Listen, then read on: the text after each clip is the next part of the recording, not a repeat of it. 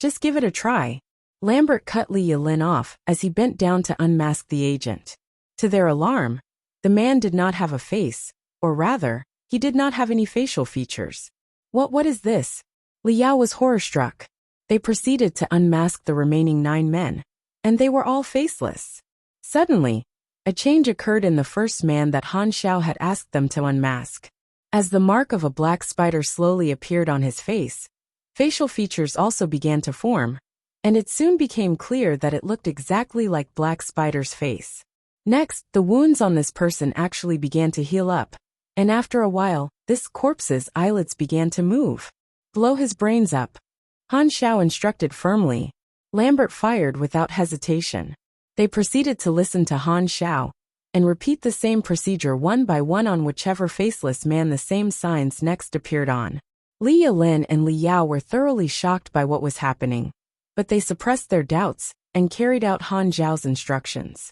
Although they had no idea how Han Xiao knew of Black Spider's secret, he, without a doubt, knew his stuff. When there was only one faceless man left, Han Xiao stopped them. Don't kill him. Just cripple him. When the mark of the Black Spider and Black Spider's face formed completely on the faceless man, he opened his eyes in horror and shouted, "How do you all know my superpowers?" The name of his ability was Parasitic Copy. It allowed him to create a faceless copy out of himself, after a certain period of time.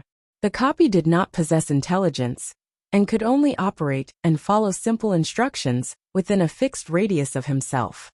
Each copy that Black Spider had was like an extra life, and he could reincarnate indefinitely as long as a copy still existed. In this manner he was virtually immortal. While this ability did not have any direct offensive use, what it did was alter Black Spider's very life form and free him from the restraints of flesh and blood, turning him into a force of consciousness that could reside in any of his copies. As long as a copy existed, he was invincible. It was his greatest secret, and one that he would never divulge to anyone. How could anyone have figured it out?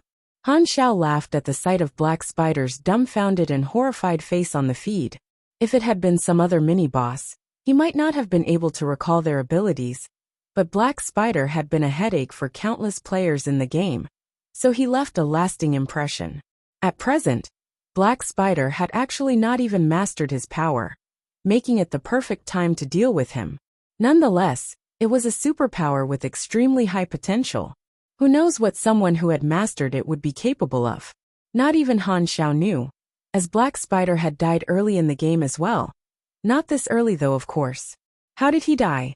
Black Spider's power might have been tricky to deal with, but there were still ways to deal with it. Since he had transcended flesh to become purely soul, one could simply damage his soul directly to cripple his wings. Still, superhumans with soul-damaging abilities were far and few in Galaxy, so most players remained incapable of killing him easily.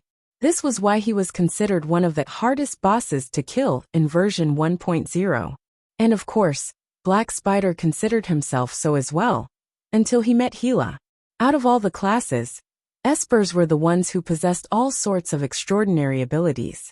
Unlike the other 4 superhuman classes, Espers only needed to consume gene awakening drugs, instead of learning knowledge, in order to unlock their abilities. Each character in Galaxy was given one chance to take the gene awakening drug, and if it failed, that character would never be able to switch classes to become an Esper again. The success rate would depend on the type of gene awakening drug used, and as you might have guessed, this was indeed a pay-to-win feature. Even the lowest grade gene awakening drugs went for as high as $398, and the ultra-perfect deluxe gene awakening elixir, the awakening drug with the highest success rate, was worth well over $5,000 despite it only having an 18% success rate without guarantees. It was truly a money spinner for the games company. Previously, Han Xiao had also tried his hand at switching to an Esper. Unfortunately, the only result that he arrived at was that Esper players were all filthy rich. Black Spider quickly calmed down and threatened, "I have unlimited copies. Even if you destroy this body, you won't be able to kill me. Mark my words. I will definitely hunt you down for the rest of your lives." Lambert was about to raise his gun when Han Xiao hurriedly stopped him. "Follow my instructions." As Li Yilin listened to Han Xiao, She suddenly began to act high and all-knowing as she replied to Black Spider, "Unlimited copies? Stop trying to scare people. You can at most have 50 bodies. Apart from the 10 here, the rest are scattered across the globe." Black Spider's eyes grew wide with disbelief. Figuring out the nature of his powers was one thing, but to actually know such secret information? How was that possible? Black Spider's mind was racing. Someone knows everything about my powers. Who? Who could it be? Could it be an Esper who can read minds? Li Yilin continued. As long as we don't kill this copy of you, we can lock you up for as long as we want. Black Spider's face changed, and he immediately attempted to bite his own tongue off to avoid his impending fate.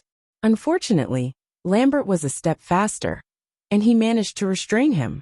Unable to even end his own life, Black Spider could only glare hatefully at Li Yilin. At this point in time, the trio had the same questions in their mind. Who exactly is Han Xiao? Why does Division 13 treat his identity with such secrecy? How does he possess such secretive information? A cleanup crew soon arrived to put a straitjacket over Black Spider and take him back. At the same time, Han Xiao, who was relaxing in the faraway base, received a mission completion notification. Underscore underscore underscore underscore underscore underscore underscore underscore underscore underscore underscore underscore underscore underscore underscore underscore underscore underscore underscore underscore. You have completed the E-Class mission, Black Spider, earning 5,000 experience. You have fulfilled the secret condition. Take Black Spider in alive, earning 40,000 experience or a soul stabilizer. The soul stabilizer had the effect of raising spiritual resistance, granting the user immunity to mental and spiritual attacks. It was a piece of equipment that was particularly useful against magic users. As there were no mages or psychics on Aquamarine, the soul stabilizer was not really of much use to Han Xiao for now, so he naturally selected the more practical reward of 40,000 experience. What about Gila, you ask? That would still be thinking too far ahead. Not bad at all. Han Xiao smiled to himself. The trio finally arrived back at the Secret Ops HQ. Li Yilin rushed into the room and asked Han Xiao with wide, curious eyes, "How did you know that Black Spider was a superhuman?" Han Xiao laughed enigmatically. "I'll tell you for $1 million, he offered, frustrating Li Yilin. "Whatever. Oh right. What are we going to do about him?" Li Yao shook his head. "I heard that the higher-ups want to send him to Death's Door Island and lock him up forever." Death's Door Island was a maximum security prison that the Six Nations established together.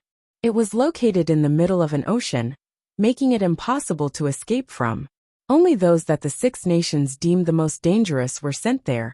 Evil individuals, warlords of the Wanderer's army, and other important figureheads. Death's Door Island was so named as a sentence to the island was essentially a death sentence. Except that it was worse. Death would actually be an escape. Han Xiao was pleased with the arrangement, as there was truly no other way to keep him from coming after them for revenge. At the end of the day, the team's first operation together was a perfect success, and after tidying up, everyone made their own way home. Han Xiao, too, was about to leave when suddenly, Feng Jun came up to him with a worried look. "Internal Affairs wants to ask you a few questions. Haven't I proved my trustworthiness?" asked Han Xiao. The Internal Affairs Department appealed for a second interrogation. As it is within reason for them to do so, the higher-ups did not object. "As you know, your previous identity is a sensitive topic. The higher-ups are split in two on the matter of yourself," he added softly. "While departments like intelligence and logistics think a friendly relationship is more beneficial, the hardliners led by Internal Affairs think otherwise." Han Xiao sighed. "Where there is people there will be conflict." At Internal Affairs, Han Xiao had his height and weight taken again, before being brought to an interrogation room, where a sole investigator awaited him. Name: Han Xiao. Gender: female. The veins on the investigator's temple bulged. Age: 30. No, I mean 31. Bang! The investigator slammed the table. "Stop playing a fool. Why ask all these pointless things? Can we just go straight to the point?" "Continue." "Family relationships." The investigator continued through gritted teeth. "I'm an orphan. No relatives." "Where were you born?" "Empty Bujo." "Nonsense. We didn't find any record of your birth. Go ask your superior, Han Xiao replied plainly. Obviously, the higher-ups would not divulge Han Xiao's information to a normal member of staff. This interrogation was simply the Internal Affairs Department's idea of giving him a warning. The investigator was being given instructions through his earpiece, and he suppressed his anger to proceed with the psychological assessment. The investigator gave Han Xiao a number of hypothetical scenarios for him to say what he would do in each of them. Han Xiao, however, was not cooperative and gave random answers. Finally, the interrogation ended. As the investigator sealed the compiled information in an envelope, he coldly told Han Xiao, "The Internal Affairs Department is always watching you. Pray we don't find anything on you." "So you mean you currently have nothing, and can't take any action against me?" taunted Han Xiao, before leaving the room in high spirits. The investigator's face instantly darkened, and his hands shook with fury as he clutched the envelope. On his way back to the workshop, Han Xiao thought about how to go about starting his business in Division 13. The first thing he would need to do was to get his name out there. Pulling out his phone, he made a call to Li Yilin to ask for her help. After some negotiation, she agreed to help him out on the condition of a lifetime 20% discount. However, there was still a problem.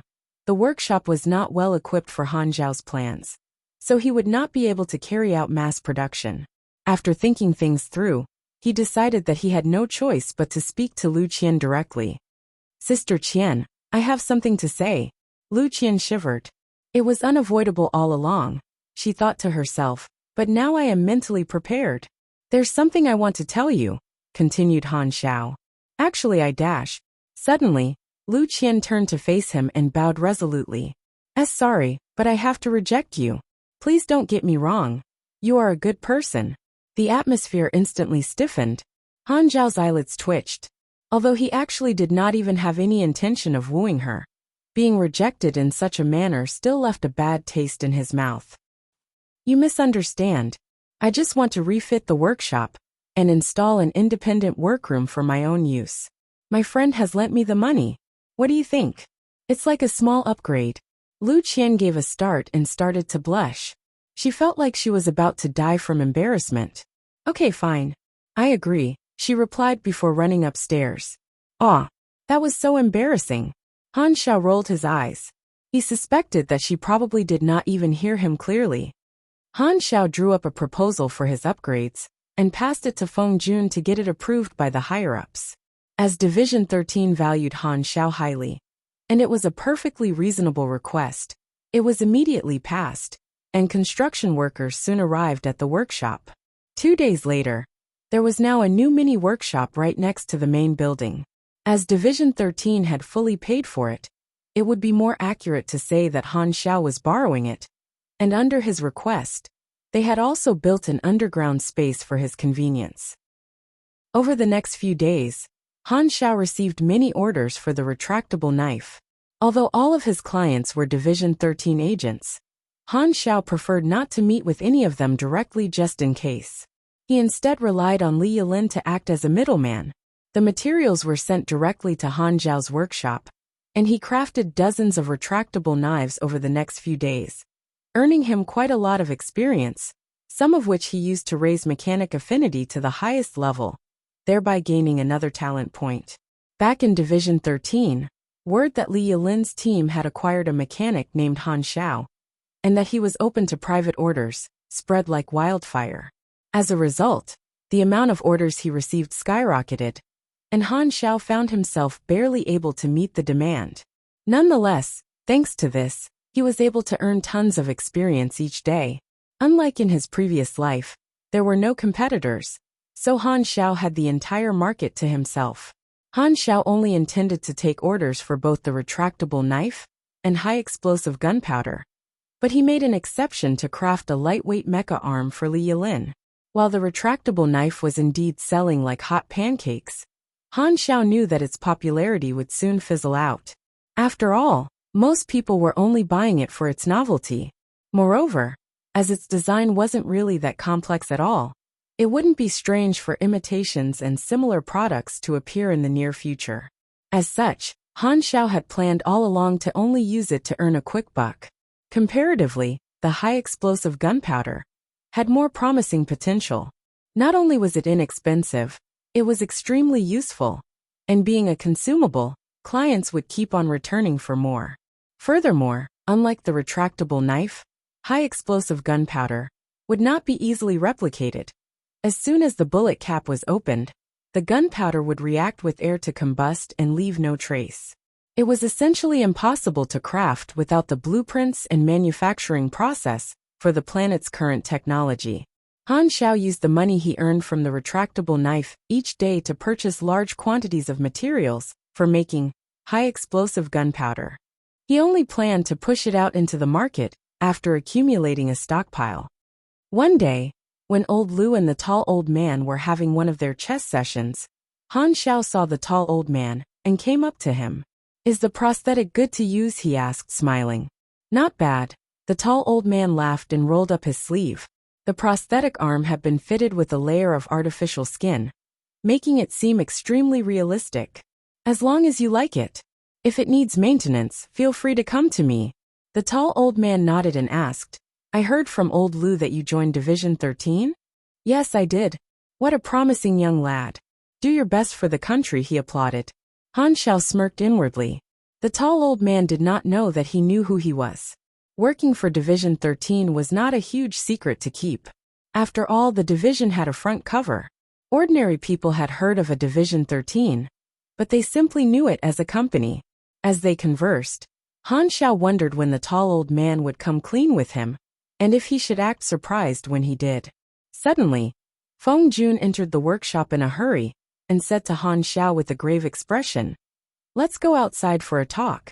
As Han Xiao's caretaker, Feng Jun always kept a small team around the compound to monitor the workshop, mainly to keep an eye out for any Germinal organization operatives. As they stepped outside, the tall old man wondered what had happened. "The research department has their eyes on you." Han Xiao narrowed his eyes. "What do you mean?" "The research department is tasked with inventing new weapons and equipment. They have the power to perform risk assessment on any equipment we use. Using the claim that your retractable knife is dangerous to use, they are demanding that you cough up the blueprints. As they have the right to do so, the other departments are unable to interfere. So they want my blueprints. Risk assessment? What a joke." Han Xiao snorted coldly. If he handed them the blueprints for the retractable knife, they would immediately begin mass production of it. Feng Jun proceeded to enlighten Han Xiao on the internal strife in Division 13. The research department and internal affairs were both on the side of the hardliners and essentially hostile towards him. As the research department had not produced many results over the past few years, their budget was continuously slashed every year. In Division 13, their standing was even lower than that of the logistics department, which was why they were now targeting Han Xiao's blueprints. They were truly desperate. "And what if I refuse?" "You will be blacklisted by them, and it will reflect on your record. The good thing is that you are not an ordinary agent, and the division values your intel highly, so it should not cause you many problems. After all, the research department can't really force you due to your position. Then that's fine. I won't give them the blueprints," said Han Xiao as he shook his head. Feng Jun laughed bitterly. He had come knowing that Han Xiao would most likely refuse. Although the retractable knife would end up being oversaturated in the market, it was still earning him a lot for the time being. Naturally, Han Xiao would not give it up. The tall old man made a phone call to someone in Division 13. When he learnt of what had transpired, his face darkened. A bunch of greedy imbeciles. All they do is stir up nonsense. That Han Xiao was able to achieve an amicable relationship with Division 13 was something that the tall old man had played a huge role in. Now, however, there were people within the division itself who were clumsily undermining his efforts. What if Han Xiao became averse to the division and decided to pack up and leave? Then, all of his thoughts and efforts would have been in vain. The gall of them. Unbelievable. Li Yilin was enraged to hear of the research department's plot, mainly because she was worried about her 20% discount. "This is the higher-ups' game," said Li Yao. "We can't do anything about it." "Might as well get rid of that research department head," suggested Lambert plainly as he polished his daggers. Li Yao gave a start. "Uncle, Don't say that kind of thing. Well, that seems like one way to solve things, mumbled Li Yilin in deep thought, sending Li Yao to the verge of tears. Even if you guys don't want to live, I still want to live, he thought to himself. Although Han Xiao had only joined them a few days ago, after the Black Spider operation, the trio had fully accepted him as their comrade. Naturally, they were displeased to hear of his predicament. Why not ask for his opinion directly, asked Li Yao. His address is top secret, and his phone is always off, scowled Li Yilin. Who knows where he could be? Then what should we do? How can we just watch him suffer at the hands of the research department? Wait, Lambert abruptly interjected. Footsteps could be heard, and a few seconds later, a woman appeared at the door. Hey Lin, I heard that your new teammate is quite the troublemaker. The woman was short-haired, and a beauty in her own right. However, her voice was derisive, and she looked down on the trio antagonistically as she leaned against the door with folded arms. The woman's skin was extremely fair, and her lips were exceedingly red, as though the petals of a rose. She possessed a flirtatious temperament, and although she was tall, the strength of her aura did not seem to pale against Li Yilin's. Although Li Yilin was unquestionably prettier, the woman was, without a doubt, more of a head-turner than her. Li Yilin's face immediately darkened at the sight of her. Vixen Su, she growled through gritted teeth. Are you looking for a fight? Di Su giggled tauntingly. If you dare. Di Su and Li Yilin were well known to be hated rivals. The bad blood between them could be traced all the way back to when they were fellow disciples of a dojo in their childhood. While Di Su always excelled in each of their tests and fights, Li Yilin's performance was always average, and she was always easily defeated by her. Even until this day, Li Yilin would sometimes be reminded of the way that she would put on a pretense in front of everyone and act nice to her despite them detesting each other. While everyone would praise Di Su and offer her guidance, Li Yilin's conversations with their master always end in a few sentences, and he would always just ask her to follow Di Su's example. Recalling those events always dampened Li Yilin's mood. Her master essentially treated her like an abandoned dog in the rain. The two would eventually both end up joining Division 13, but only for history to repeat itself.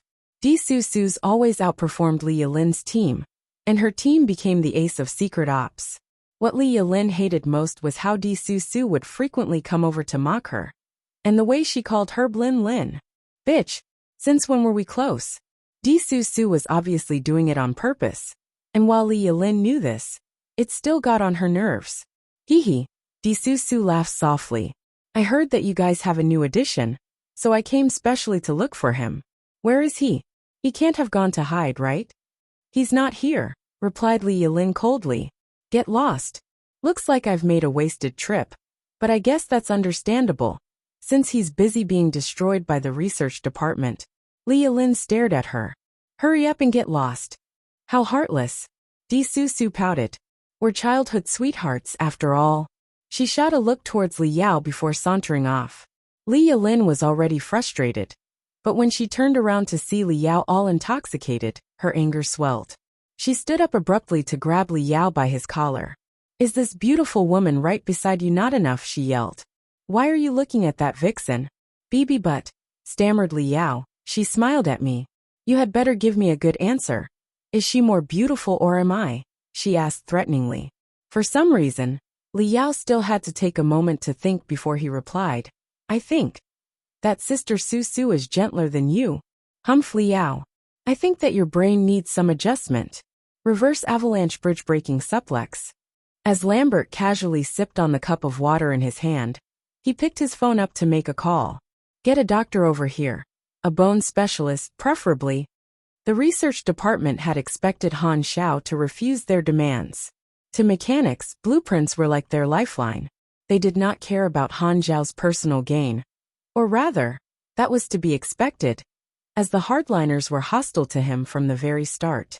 In their eyes, giving Han Xiao the chance to cooperate was a soft move, and he should have been locked up and controlled instead.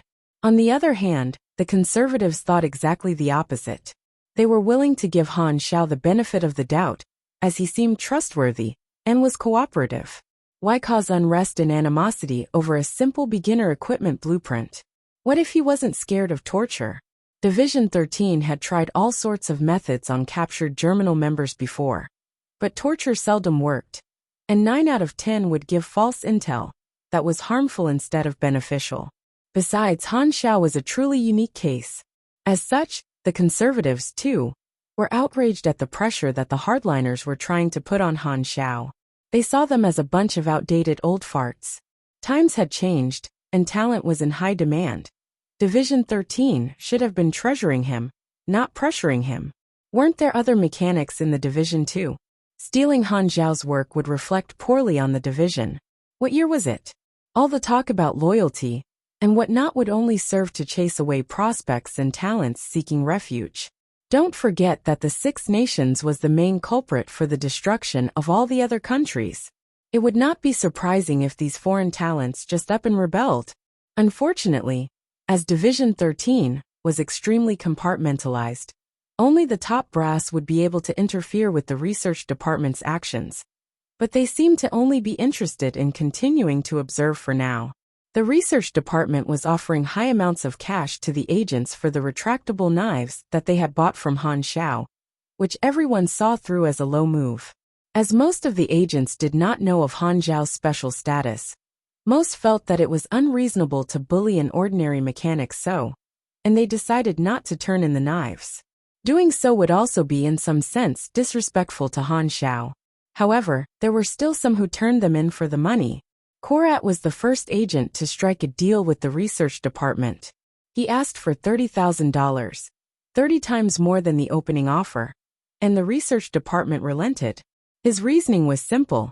It was simply worth the money. While most of the agents held on to their morals, he laughed at them for being fools to pass up the opportunity. It's just a small-time mechanic anyway, who even cares? Just wait till the research department mass produces it if you really want it. Piece of cake.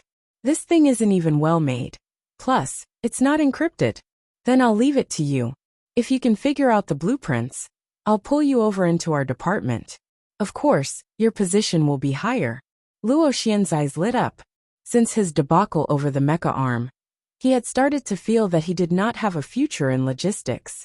If he could gain the favor of the higher-ups again, he would definitely be able to surpass that blasted Han Xiao. Back at the workshop, Han Xiao had moved into the new building for convenience sake. The arrangement brought Lu Qian some relief, as things were still awkward between the pair. Whoosh! Hot steam gushed out as Han Xiao, who was wearing a heat-resistant suit, opened the furnace lid. He proceeded to use a pair of iron tongs to pick up a piece of glowing hot metal from within. For now, there were 2 options available to Han Xiao for making the retractable knives: molding or stamping. While both methods had their own advantages, the latter allowed for mass production with a higher success rate, so Han Xiao favored it. The selling point of the retractable knife was its concealability. Since practicality was more important than the quality of craftsmanship, Han Xiao did not bother to put much detail into making them. The metal sheets that he used for stamping were provided by Division 13, so they were top grade. Han Xiao had polished the metal sheet with a chemical spray before putting it into the furnace. After taking it out of the furnace, he set it under the stamping machine. Of course, he still had to carry out a few more steps before the knives were complete. Each retractable knife gave him 100 to 200 experience, and the level of the blueprint itself had been increased to LV2, giving the final product a slightly higher quality. When he was done, Han Xiao stepped out of the heat-resistant suit and wiped the sweat off his brow. After examining the newly made knives, he proceeded to work on some workshop orders. Midway, Han Xiao's phone rang. He picked up his phone to see that it was Li Yilin. Something bad has happened. All the agents want to cancel their orders. What happened?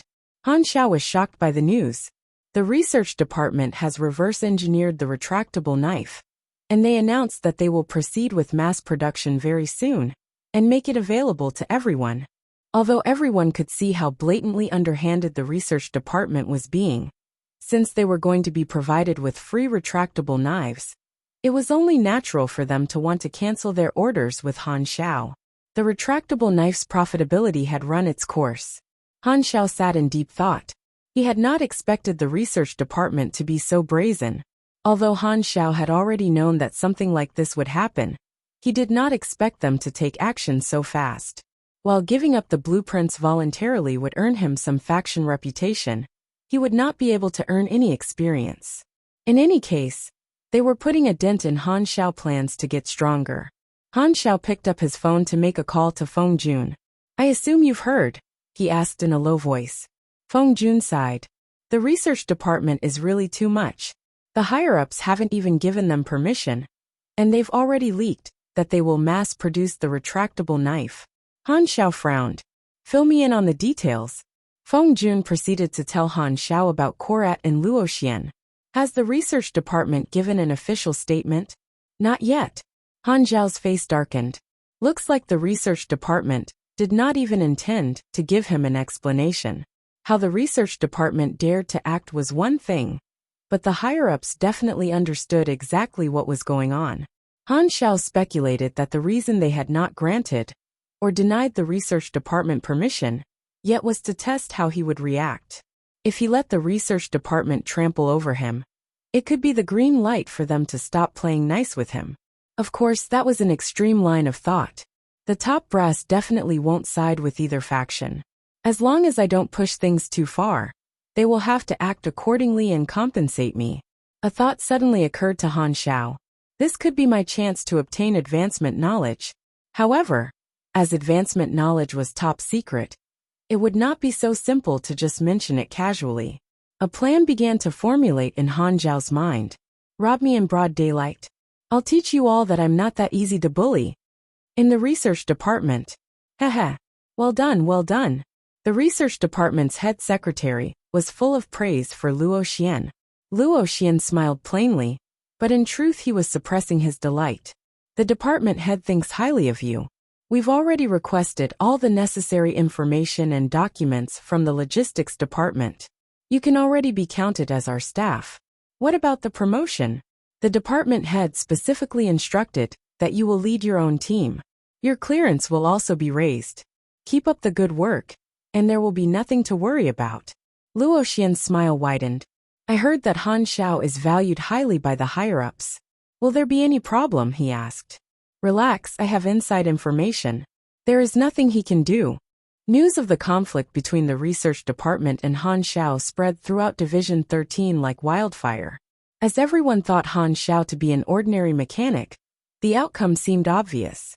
Over the next few days, Han Xiao showed no signs of action, so it became apparent that he had, as expected, decided to swallow it. Nonetheless, it still remained a mystery as to why the research department would pick on a normal staff member so much. Li Yilin also suffered from the incident due to her involvement with Han Xiao, and while she kept on trying to call Han Xiao to speak to him, the line always failed to get through. Of course, Han Xiao was not going to let things end like that. While he had not made his move yet, that was because his preparations were not complete. Han Xiao had previously made about $100,000 from selling the retractable knives, $30,000 of which was used to purchase materials for high-explosive gunpowder. Over the last few days, he had used another $30,000 of materials to make a huge batch of retractable knives, 100 in total. That should be enough. Han Xiao had just finished with the 100th knife, and he went to look for a crate to store them all in before leaving Division 13. As the threat of war loomed, guns were heavily regulated in the Six Nations. It was in fact illegal for civilians to possess any, which was why Han Xiao had gotten rid of his guns before entering the city. Nonetheless, there were illegal arms dealers situated all across the Six Nations. Neutral vendors such as these were implemented in Galaxy as a way for players to purchase equipment and intel as they carried out infiltration and assassination missions in enemy nations. Naturally, Han Xiao knew exactly where these vendors were located. Han Xiao was headed to District 8 to look for an arms dealer named Ma Xiaoxi. Ma Xiaoxi was an operative for the Fabian Company, a global powerhouse in the arms market who sold everything from guns to jets. Under the table, they even did business with the Six Nations themselves and the Revolutionary Army. Han Xiao easily found Ma Xiaoxi. who was more than happy to entertain him when Han Xiao opened up the crate of retractable knives before him and began to explain their usage.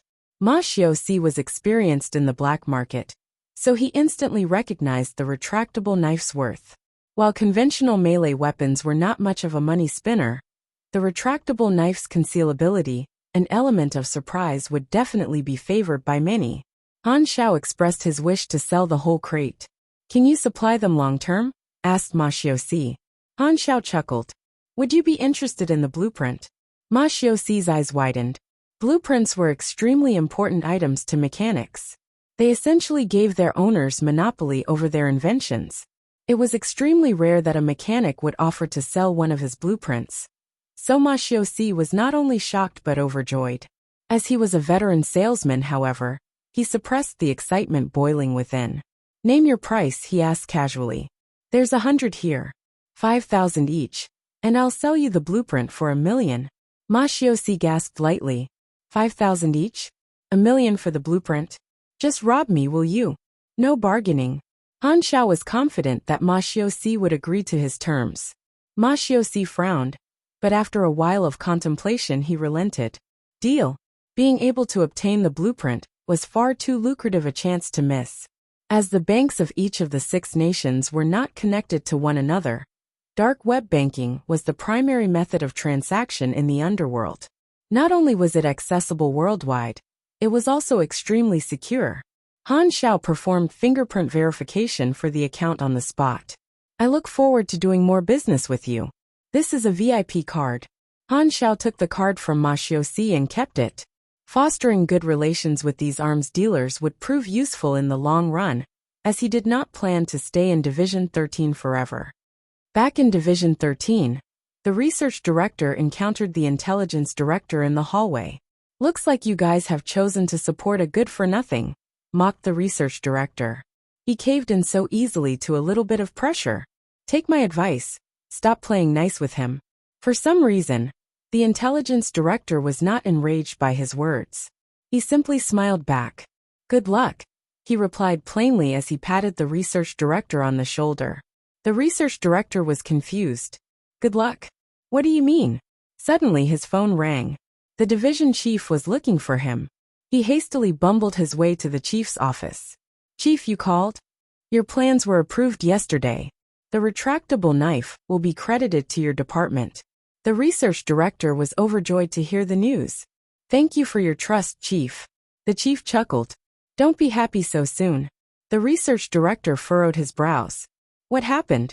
If it's about Han Xiao, there won't be a problem. There's nothing he can do." "Oh, you think so?" questioned the chief. The research director nodded.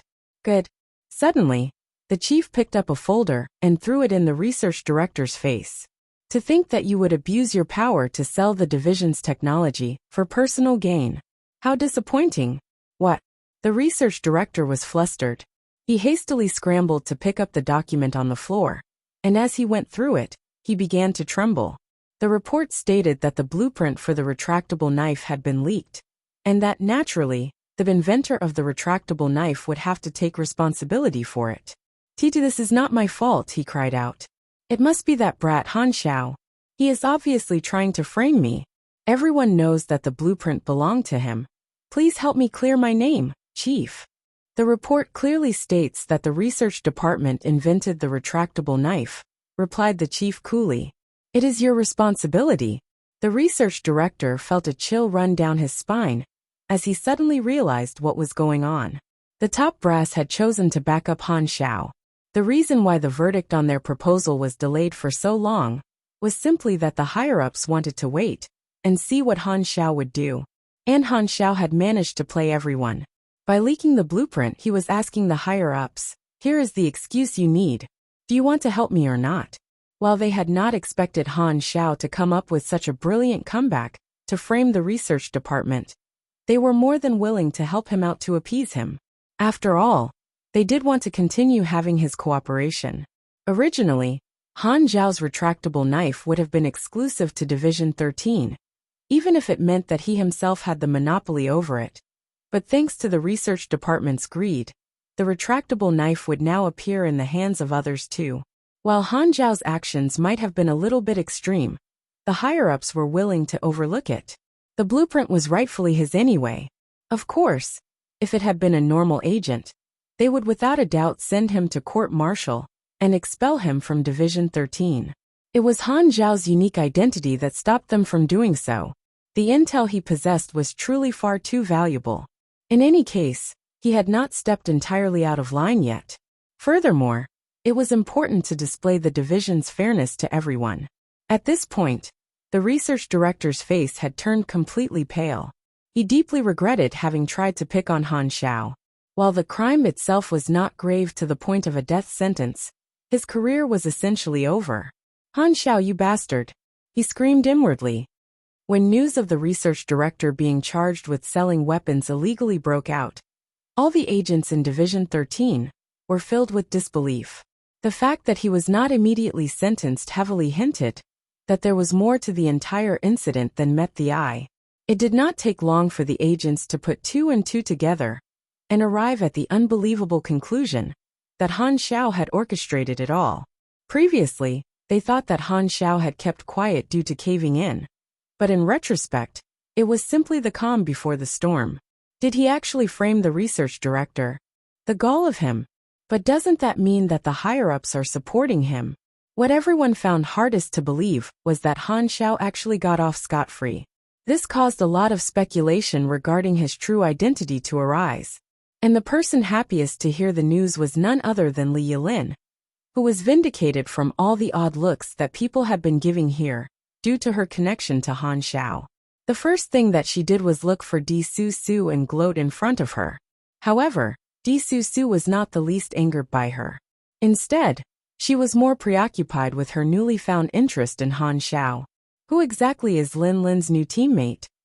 The research director was only given a strict warning for now, and unable to touch Han Xiao, his men suffered the brunt of his rage. Of course, Luo Xian was not spared. Instead of his promised promotion, what he earned was a demotion to the position of an ordinary staff member. Damn it, cursed Luo Xian. If he had known things would turn out like this, he would have obediently continued on in the logistics department. It was also now too late, as the logistics director was not even willing to grant him an audience. This is unfair. Why do they want to protect Han Xiao? How is he better than me? Luo Xian was blinded with rage. The next day, Han Xiao received word from Feng Jun that the higher-ups wanted to discuss the matter of settlement with him. Finally, the chance for Han Xiao to negotiate had come. Han Xiao knew that in the future, the hardliners would not carelessly take action against him again. So it was probably the one time that he would be able to acquire advancement knowledge. Han Xiao arrived at the HQ with his mask on as usual to meet with Feng Jun. Feng Jun led him to the chief's office where three people waited. The chief himself, the research director, and an old man who was faced against the glass window. Gu Hui, Stardragon Strategic Defense Chief, introduced the chief. Han Xiao squinted. It was a familiar name, but he could not recall where he had heard it. Someone wants to see you, Gu Hui continued in a low voice. The old man turned around and smiled at Han Xiao. Han Xiao's acting skills immediately kicked in. Tall old man. The tall old man chuckled. It must be quite a surprise. Who exactly are you? Asked Han Xiao as he nodded blankly, similar to how he had once acted back in the Germinal organization. All you need to know is that I have some power in Division 13. Don't be so nervous. I've already noticed you from back then. You gave me quite a favorable impression. Mission accomplished. As Han Xiao wiped the confusion off his face, the tall old man scrutinized him for a second before slowly saying, Tell me, how do you want this matter resolved? I just want some compensation, Han Xiao stated calmly. Isn't the money you earned from selling the blueprint enough compensation? The research director could not resist shooting his mouth off. Han Xiao shot a look at him. If not for you trying to steal my blueprint, I would have been able to make even more money. And if you had even tried asking nicely, I might have even sold it to the division. But ask yourself, did you? The research director could not retort. What kind of compensation do you want? Asked Gu Hui. Han Xiao faked a sigh and pretended to contemplate for a moment before replying.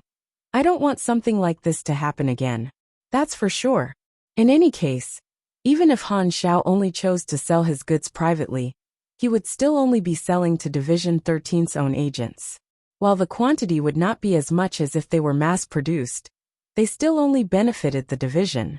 Furthermore, what if more valuable blueprints ended up leaking? And, continued Han Xiao as he rubbed his chin, I want to have a look at advanced mechanic knowledge. The tall old man furrowed his brows. Was it a coincidence, or had Han Xiao planned to ask for it from the very start?